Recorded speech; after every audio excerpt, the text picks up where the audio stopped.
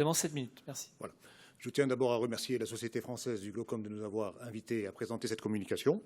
Donc, nous voulons vous rapporter notre expérience dans le dépistage du glaucome dans le sud algérien, donc particulièrement dans 2 zones enclavées. Le glaucome est la 2e cause de cécité en Algérie.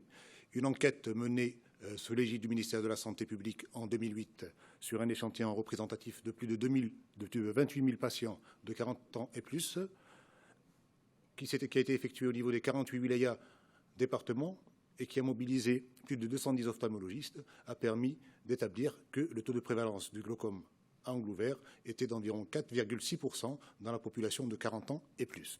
L'Algérie a adhéré au plan Vision 2020 de l'OMS qui vise à réduire le nombre de cécités évitables. C'est pour cela que la Société algérienne du glaucome s'est engagée dans des campagnes de dépistage dans des zones enclavées pour avoir une situation diagnostique du glaucome dans ces populations isolées. Donc, plusieurs campagnes de dépistage ont été menées. Nous tenons à vous rapporter tout particulièrement les campagnes au niveau de deux régions, à Timimoun, qui est une ville saharienne à plus de 1200 km au sud d'Alger, et à El Oued, qui est une ville aussi saharienne à 800 km au sud-est d'Alger.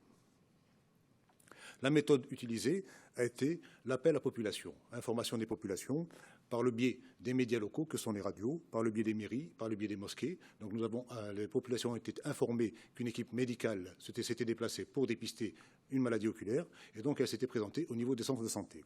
Nous avons ciblé une population de 40 ans et plus. L'examen a consisté d'abord à faire un interrogatoire complet qui prenait en considération l'âge, le sexe, les antécédents ophtalmologiques, les antécédents généraux, les antécédents familiaux. Une acuité visuelle a été réalisée avec l'échelle de Snellen. Un tonomètre à aplanation a été systématiquement pratiqué, corrélé à une pachymétrie, et un examen du fond d'œil par ophtalmoscopie indirecte à l'aide d'une lentille de Volk a été systématiquement pratiqué. Les prochaines campagnes se dérouleront avec l'apport d'un champ visuel FDT qui est en voie actuellement d'acquisition par la Société algérienne du glaucome. Donc, l'enquête à El Oued a été effectuée en mars 2006 et a concerné 938 patients, et celle de Timimoun, 6 ans plus tard, et a concerné 217 patients. Les critères d'inclusion de ces malades glaucomateux ont été un cup-disc, un rapport cup-disc supérieur à 0,5, une excavation pathologique, c'est-à-dire une verticalisation, soit une hémorragie, soit une règle Isent non respectée, soit un DG nasal des vaisseaux, soit une exclusion du vaisseau circumlinéaire, toutes les affections caractéristiques donc d'une papille glaucomateuse. Une asymétrie des cup-discs entre les 2 yeux supérieurs à 0,2 a été incluse comme étant un diagnostic problème de glaucome. À la gonioscopie, nous devions établir que les angles iridocornéens étaient ouverts et le tonus oculaire devait être supérieur à 21 mm. Les critères diagnostiques, suite à ces examens, nous avons subdivisé donc les patients en hypertonie isolée, des patients qui n'avaient pas de glaucome et des patients qui étaient glaucomateux connus et des patients que nous avons dépistés au cours de ces campagnes. Les résultats, le sexe ratio, d'abord El Oued, sur une population de 938 patients, nous avons détecté 87 patients glaucomateux. Donc, près de 55% étaient des hommes et 44% des femmes. À Timimoun, 69 patients sur 217, près de 44% étaient des hommes et près de 56% étaient des femmes. Le sexe ratio est d'environ 1,2. Il n'y avait pas de différence notable sur le plan pas de différence significative. Les résultats en matière de dépistage de glaucome. À El Oued, nous avons trouvé un pourcentage de 9,2% de patients atteints de glaucome étaient des patients connus qui connaissaient leur maladie, 44,8%. Et les patients que nous avons dépistés, c'était 55%. C'est à peu près le même pourcentage en matière de glaucome connu et dépisté à Timimoun, avec un pourcentage de 31% de patients glaucomateux. Sur le plan de l'acuité visuelle, nous avons constaté que près de 50% des patients glaucomateux que nous avons diagnostiqués avaient une acuité visuelle inférieure à 1/10. À El Oued, et environ 37%, un peu moins de 40%, à Timimoun, avaient une acuité visuelle inférieure à 1/10. Le paramètre de l'âge. La moyenne d'âge à El Oued était d'environ 60 ans, avec un pic de fréquence entre 60 et 80 ans, et à Timimoun, elle était de 62 ans, avec un pic de fréquence entre 60 et 70 ans. Les paramètres que nous avons répertoriés au niveau de nos patients au cours de l'enquête ont été, pour les deux campagnes, l'hypertonie oculaire, le diabète, l'hypertension artérielle, la myopie et des antécédents familiaux de glaucome. À Elwed, l'hypertonie oculaire était retrouvée chez 85% des patients atteints de glaucome, contre 1,8% de la population générale. Le diabète, un peu plus nombreux dans la population atteinte du glaucome, 20% contre 15%. L'hypertension, 18% chez les glaucomateux contre 14% non glaucomateux. La myopie, fréquence plus élevée, 14,5% contre 9%. Et les antécédents familiaux, il y avait 4% de glaucomateux chez les patients avec des antécédents familiaux à Elwed. À Timimoun, l'hypertonie oculaire montait à 74% pour les patients glaucomateux.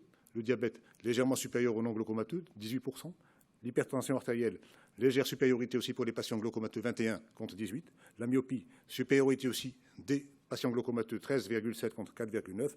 Et surtout, les antécédents familiaux, 32% des patients à Timimoun dépistés avaient des antécédents familiaux contre 5,7% des patients non glaucomateux. Pour le nombre de patients, on passe aux commentaires. Le nombre de patients atteints de glaucome, donc il est avéré que le taux de prévalence est supérieur dans les deux régions par rapport à la moyenne nationale qui est de 4,6%, donc 9,2% à Elwed et 31,8% à Timimoun. C'est une très forte moyenne, c'est un très fort taux de prévalence que nous attribuons bien évidemment aussi à un biais de recrutement, puisque ces appels à population, donc, qui savent que des équipes médicales, ce sont des populations isolées, sous-médicalisées, et qui savent que des populations médicales sont de passage, donc se sachant malades, ont tenu quand même à aller voir un médecin. Donc ça a évidemment poussé à la hausse le chiffre de glaucomateux que nous avons diagnostiqué.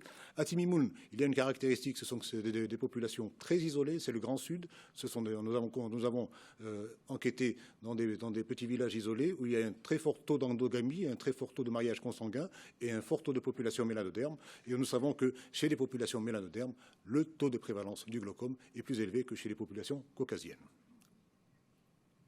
L'acuité visuelle, nous avons vu qu'elle était très basse pour 50% d'un côté à Elwed et environ 40% à Timimoun. Et nous avons déterminé que plus de 50% des glaucomateux ne connaissaient pas leur maladie. À Elwed, dans un sous-groupe que nous avons étudié, nous avons établi qu'environ 60% des glaucomateux connus, qui se savaient malades, qui avaient eu un traitement, avaient une acuité visuelle inférieure à 1/20. C'est énorme. Pourquoi? Tout simplement parce qu'il y a une méconnaissance de la maladie, il y a une compliance médiocre, il y a des populations économiquement faibles qui n'ont pas les moyens toujours de se payer le médicament, et donc en règle générale des conditions socio-économiques mauvaises qui contribuent à la gravité de cette affection. Pour l'hypertonie oculaire, à Elwed, donc on a dit 85%, Timimoun 74%, c'est le facteur de risque, comme nous le savons, comme nous l'avons dit plus haut, le mieux identifié. C'est un facteur d'apparition du glaucome. Une étude a montré que pour une tension oculaire comprise entre 17 et 21, il y avait 4,4% de risque de développer un glaucome, mais entre 21 et 23, le risque est multiplié par 5 par rapport à un groupe référent, et il est multiplié par 25. Quand la tonus oculaire est supérieure à 25, ce risque est multiplié par 13. Cette hypertonie oculaire est un facteur d'aggravation de la maladie. Quand la pression intraoculaire est inférieure à 21 mm, le champ visuel est moins détérioré que quand elle dépasse 21 mm. Et les fluctuations nictémérales ont un rôle péjoratif aussi dans l'aggravation de la maladie, puisque des petits écarts entraînent moins de détérioration de champ visuel que les grands écarts. Je vous demanderai de conclure, s'il vous plaît. Oui, bon. Âge, donc la corrélation est bien établie donc, au niveau de l'âge, 60-80 ans. Les antécédents familiaux, donc à Timimoun, 32%, nous l'avons expliqué, endogamie, consanguinité, et les antécédents familiaux sont un facteur de risque indépendant d'apparition du glaucome. Le diabète, légère augmentation par rapport aux populations concernées, mais il n'est pas considéré comme un facteur de risque, le lien n'a pas été toujours bien établi. L'hypertension artérielle, aussi légère supériorité des populations glaucomateuses, mais plusieurs études ont montré qu'il n'y avait pas de relation significative. L'hypertension est corrélée à l'âge et que le risque est majoré à des âges plus élevés, supérieurs à 70 ans. En conclusion, nous pouvons constater que la prévalence du glaucome est nettement supérieure au sein des populations du Sud.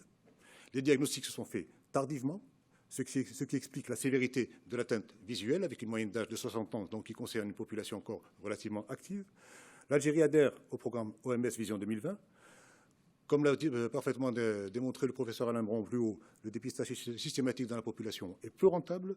Il faut focaliser sur des populations ciblées avec des facteurs de risque que sont, comme on l'avait dit, l'âge, les facteurs ethniques, l'hypertension oculaire.